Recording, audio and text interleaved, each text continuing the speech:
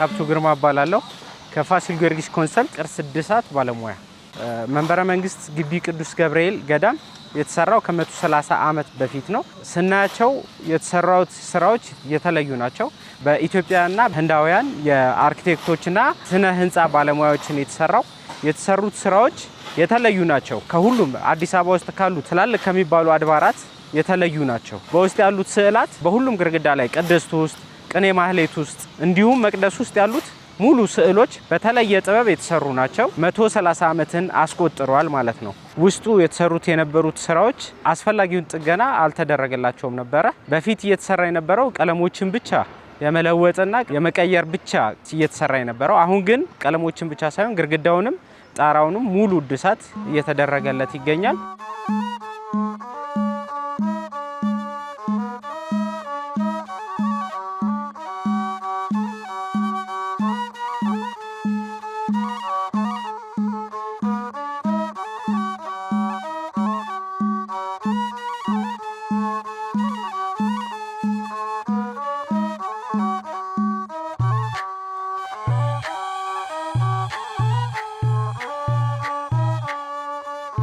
ከላይ ብንጀምር ከጉልላቱ ብንጀምር ጉልላቱ በፊት የነበረው በብረትና በአርኤችኤስ ብረትና በሺት ሜታል የተሰራ ነበረ። ክብደቱ በጣም ከባድ ነበረ፣ ያንጠባጥብ ስለነበረ ይህንን መቀየር ነበረብን። ይህንን ስንቀይር ግን ያደረግነው መጀመሪያ በምን ማቴሪያል ብንጠቀም ይሻላል የሚለው ታሰበ። በድጋሚ በአዲስ በአልሙኒየምና በስቴንለስ ስቲል እንዳያንጠባጥብ ተደርጎ ተበይዶ ጥሩ ተደርጎ ወደፊትም መቀየር ቢፈለግ ስትራክቸሩን ብቻ በቀላሉ አንስቶ እንዲቀየር ተደርጎ ሙሉ ለሙሉ በአዲስ በሚያምር ሁኔታ ተሰርቶ ተጠናቋል ማለት ነው። ጣራውን ስናየው ጣራው ሙሉ ለሙሉ በፊት የነበረው የተጎዳና የሚያንጠባጥብ የነበረ ሲሆን ሙሉ ጣራው በድጋሚ ተነስቶ ውሃ ልኩ እየተስተካከለ በድጋሚ ከቆርቆሮ ጀምሮ ኮርኒሶች አሉት። በጠፈር የተሰራ የኮርኒስ ጌጦች አሉት። እነዚህም በጠቅላላ ባህሉን በጠበቀ መልኩ በጠፈርና ቃጫ እንዲሁም በአልሙኒየም ሽቦ በደንብ አድርገን ጽድት አድርገን ሰርተነዋል። ጌጦቹንም ተቀብተው ኦልሞስት ተጠናቋል። ቋሚዎቹ ሙሉ ለሙሉ የተበሉ የነበሩ እግራቸው የተበላ በጣም ብዙዎቹ በውሃ ምክንያት የተበሉ የነበሩ ነበረ። አሁን ቋሚዎቹ በብረት ተቀይሯል። ብዙዎቹ የተወሰኑት ለታሪክ እንዲቀመጡ ተብሎ የተወሰኑት እዛው ላይ ቀርተዋል። የተቀየሩት ግን በብረትና በክላዲንግ ተሰርተዋል ሙሉ ለሙሉ ማለት ነው። ወደፊት እንቀይር ቢባል ሁሉንም ቋሚዎች ምንም አይነት ነገር ቢያጋጥም በቀላሉ እንዲቀየሩ ተደርጎ ተሰርቷል። ቋሚዎቹን ስናያቸው ከበፊቱ ሳይዛቸው ምንም አይጨምርም። ከለራቸውም የእንጨት ከለር ነው ሙሉ ለሙሉ ከበፊቱ ብዙ የሚለይ አይሆንም በእይታ መልኩ ማለት ነው። መሰረቱን ስናየው መሰረቱ በፊት የነበረው በጭቃና በድንጋይ የተሰራ ነው። ጭቃው ውሃ ሲያገኘው ስርም ሲያገኘው ዛፎች ነበሩና እየተበላ እየቀነሰ መሰረቱ ወደ ታች በጣም እየወረደ ነበረ። በጣም እየወረደ ዝቅ እያለ ነበረ። እሱን በድጋሚ በሲሚንቶና ቢም አድርገን በድንጋይ አድርገን ሙሉ ለሙሉ እንደ አዲስ ተሰርቷል። በዙሪያው የሚገኘው ፔቭመንት በፊት የነበረው የተሞላው አፈር ፔቭመንቱ በትክክል እንዳይቀመጥ አድርጎት ነበረ ባዞላውን። አሁን ግን በድጋሚ ባዞላው በትክክል እንዲቀመጥ ተደርጎ ተሰርቷል። ማቴሪያሉ መጨረሻ ላይ የምንጠቀመው ሊቀየር ይችላል፣ ግን አሁን በትክክል ተሰርቶ አልቋል። ሙሉ ዙሪያውን ተጠናቋል ማለት ነው። እንደምንመለከተው ያው የአሸንዳ ስራ በፊት የነበረው በጋልቫናይዝድ ሺት ሜታል ነው የተሰራ የነበረው። አሁን ሙሉ ለሙሉ በአልሙኒየም ተቀይሯል። ሙሉ ለሙሉ በአልሙኒየም ተቀይሯል። የአሸንዳ ስራ ሙሉ ለሙሉ በላይኛውም በታችኛውም ላይ ተሰርቶ ተጠናቋል ማለት ነው። ጌጦቹ የምናያቸው ፋሻ ቦርድ ላይ ያሉት ሻኩራ ወይም ጌጦቹ ራሳቸውን ነው በፊት የነበሩትን ነው አጽድተን ብቻ ቀለም ቀብተን ያስቀመጥናቸው። ራዩ ላይ የተመቱት ራሳቸው ናቸው። ምንም አልቀየርንም። በጣም የተዋቡና ጌጣማ ናቸው። አሁን ለማሰራት ቢፈለግ እንኳን እነዚህን ጌጦች በጭራሽ ማግኘት አይቻልም። ፈልገንም ሄደን አተናል ከተማ ላይ እነዚህን ጌጦች ለማሰራት በጣም ብዙ ቦታ ሞክረናል፣ አላገኘናቸውም ማለት ነው። ቢሙ የቋሚዎቹ የሚቀመጥበት ቢም በጠቅላላ ሙሉ ለሙሉ ተጸድቶ አልቋል። ከሱ በታች ያለው መስኮቶቹ ወይም ደግሞ ከለርድ መስታወት ያለበት በነጭ ተቀብቶ የምናየው ማለት ነው። እሱ ሙሉ ለሙሉ እንደ አዲስ ተጸድቶ ንጹህ ሆኖ በአዲስ ሙሉ ቅቡ ተቀብቶ አልቋል ማለት ነው። አሁን የሚቀረው መስታወቶቹም ከለር መስታወቶቹን ተገዝተው መጥተዋል። እነሱም በጠቅላላ ሙሉ መግጠም ይሆናል።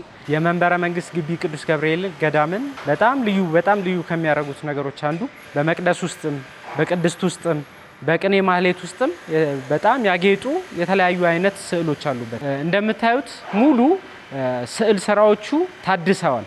በተለይ የሐረግ ስራዎቹ የሐረግ ስዕል ስራዎቹ ሙሉ ለሙሉ አንስተን በድጋሚ ተሰርቷል። ግድግዳው ሙሉ ለሙሉ ተነስቶ ኖራ በደንብ ተቦክቶ 3 ወር በላይ ተቦክቶ ተቀምጦ ከዛ በኋላ መጥቶ ከሲሚንቶ ጋር እየተዋሃደ ባህሉን በጠበቀ መልኩ የተሰራ ወይም ደግሞ አባቶቻችን በሰሩት ትውፊት ልክ በሱ መሰረት የተሰራ ነው። በሮቹ እንደምታዩቸው ሙሉ ለሙሉ ተጸድተዋል። የፐርኬው ስራ ተጀምሯል። ክላዲንጉ ይቀረዋል ማለት ነው። ኮርኒሱን እንደምታዩት በጣም አቧራ ነበረው። አሁን ግን ሙሉ ለሙሉ ጸድቶ ሙሉ ለሙሉ አልቋል ማለት ነው።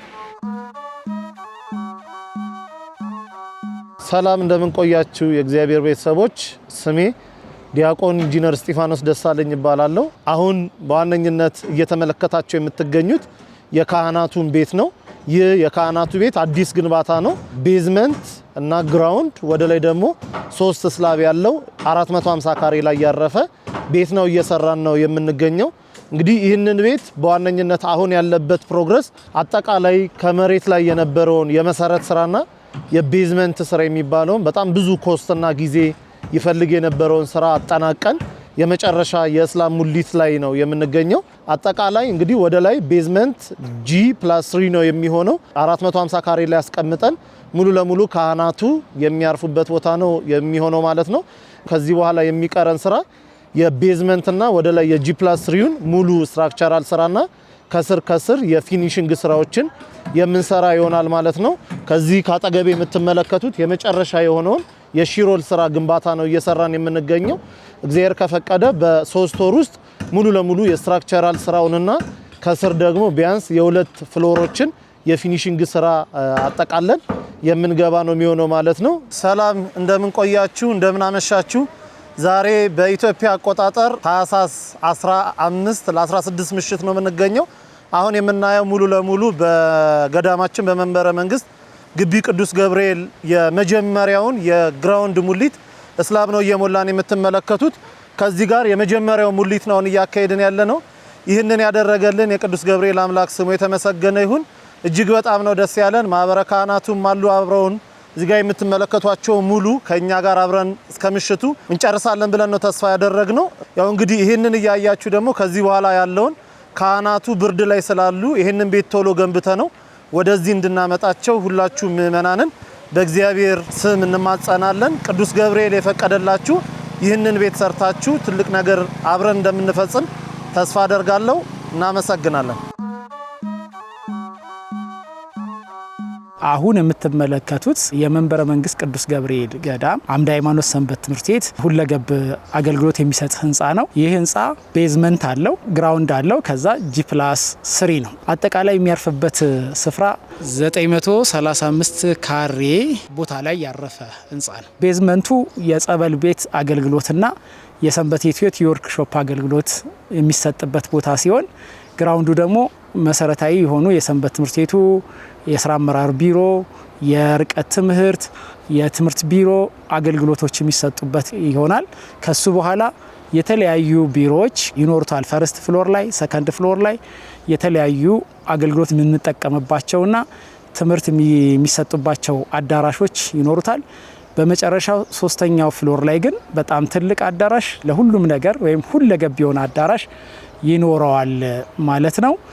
አሁን ላይ ከረንትሊ የቁፋሮ ስራ ጀምረናል። ቁፋሮ ስራ የመጀመሪያ የሳይት ክሊሪንግ አድርገን ጨርሰናል። ዲሞኒሽ የነበረውም አዳራሽ አፍርሰን ከሱ በኋላ ደግሞ የሳይት ክሊሪንግ አድርገን አሁን የበልክ ኤክስካቬሽን የሚባለውን ሙሉ በሙሉ ወደ መጨረሱ ላይ የተወሰነ የሚወጣለ እንጂ ሙሉ በሙሉ ወደ መጨረሱ ደረጃ ደርሰናል። ከዚህ በኋላ ፉቲንጎቹን አስቀምጠን ኮለን የምንሞላበት ጊዜ ነው የሚሆነው።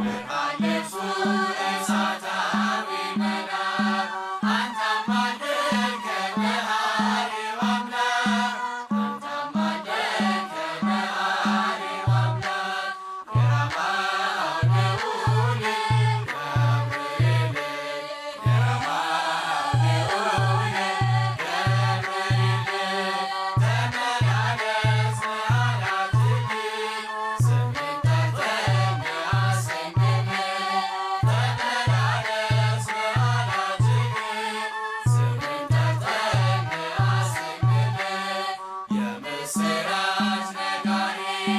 Thank you.